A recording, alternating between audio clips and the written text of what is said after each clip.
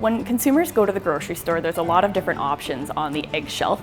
So the enriched housing style, the hens have access to nesting boxes, scratch mats, and perches, and they're housed in medium group housing. This style of housing is absolutely the most sustainable in Canada.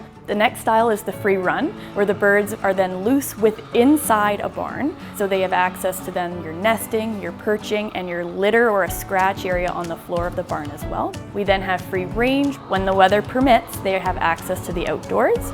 And then organic is very similar to free range, just simply on organic style feed. They are all very much regulated by Egg Farmers of Canada. They also follow the Canada Grade A standard. All eggs at the grocery store are fresh, local, and nutritious. I really love my job. I love the fact that I get to work so closely with egg farmers, working towards the best hen care and welfare and the most top quality egg for the consumers at the grocery store.